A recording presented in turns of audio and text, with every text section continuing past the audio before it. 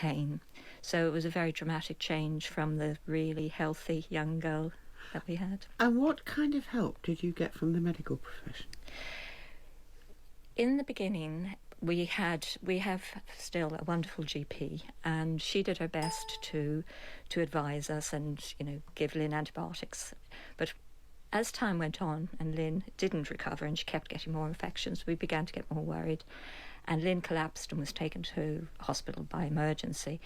And that was our first taste of how you're treated if they do tests and they come back negative. And we were told to send her straight back to school and that we shouldn't have kept her home for that length of time. Why was she at home? And we said, oh, she's very ill. But as a result, she was referred to a consultant who diagnosed her with ME, and he was fine. He said, you're lucky, you've got a very sort of fashionable disease, and you'll be fine. I'll look after you. This was at the time when we were hearing about chronic fatigue syndrome and ME and yuppie flu. What sort of things were thrown at you that made you feel that people thought she was just putting it on?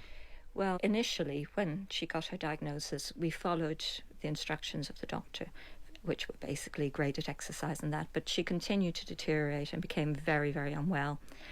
And it was then, when she needed to be hospitalised and she went to London hospitals, we began to run into very serious problems with doctors and nurses telling her she was pretending that she was a silly little girl, that she could do this, she could do that.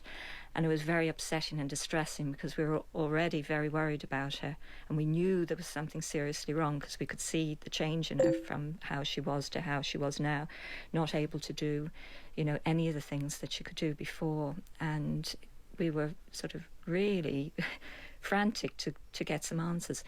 Some of them actually hinted at abuse.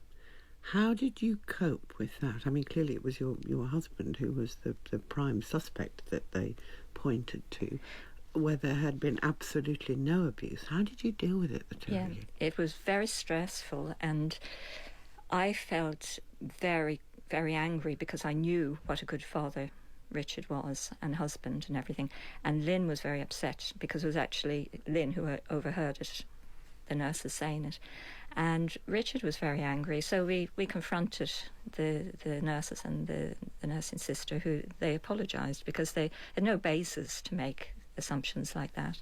They just decided, they looked at Lynn, who was ill, who had ME, and this sort of thing happened many times, through the years of Lynn's illness, where people, sometimes nurses who'd never even met Lynn, heard the label ME and jumped to the conclusion that there was some psychological cause. I was accused of things as well, and they hadn't even set eyes on her. Now, this went on for years and years and years, yes. From Lynn being 14 to being 30. 21. How did you manage the level of care she needed? When she was at her very worst, when she went into hospital in August of 92, and we had put all our faith in this hospital being able to help her, and in fact she was abused terribly while she was in there. I came to the point... When you say abused, you mean that she was forced to do things that wasn't able to do? Yes. And they had told us that they believed in ME as an organic illness, but it became apparent that they didn't, because they actually said to us, the very last thing that made us decide to get her out of there was that they actually asked us, can we use force? And that was it. So I came to a decision at that point that even though before then I felt I couldn't look after her at home because she was so ill, I didn't feel capable, that I had enough skills to do it. At that point, I felt whatever I did at home had to be better than what's happening to her in hospital. So I was determined that was going to happen. So we took her home and just learned how to do it. At times, it was like an intensive care in her bedroom, with IV drips and everything else. But even with that, she had 50, 60 hospital admissions, where she then became so acutely ill that she needed sort of like blood tests every few hours and drips of things that weren't allowed at home. I could give her IV fluids, but not all, medications through a drip. So you had to just learn. Our GP was wonderful, taught me what I needed to know. I taught Richard, Lynn's dad, and we just coped because we knew the alternative. We knew there was no appropriate place for Lynn to be in a hospital because there isn't anywhere, still really, there isn't anywhere that really is appropriate for somebody who is as ill as that, with noise and light sensitivity and all the other things, and the lack of understanding. So. At what point did she lose hope and tell you she wanted to die? She, for many, many years, had hope and believed firmly that she was going to recover, and I did too. And to the extent that she would talk about the future, she'd buy clothes, when she was able to look at the internet. For years she couldn't look at television or anything, but when she could, we'd choose clothes together that she was going to wear when she was doing this, when she was doing that. And in 2005, now we can sort of pinpoint that it's when the change happened.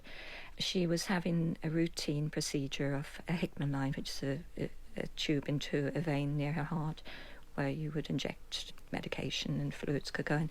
She was having that changed and her lung was punctured, and she ended up in intensive care and life support machine and 3 months in hospital. Before that, when they were putting her to sleep to intubate her, she said, "Please don't let me die." And we said, "No, you're not going to die." But after that, she started talking not very often, but occasionally, saying that she felt that her body was too broken, that am I going to get better? And then she started saying, "I am too broken and I don't think I can go on like this anymore." And she started to look up things because she had a lot of conditions that came in, some as a result of chronic illness, and others that were connected to her neurological damage in ME that took time to affect sort of glands and organs in her body. And she knew this. She was very intelligent, and as her memory improved, she was able to look up things herself. And she had fought so long and so hard and suffered on a daily basis, and she just thought, I can't do this anymore. And at what point did you decide that you would help her die?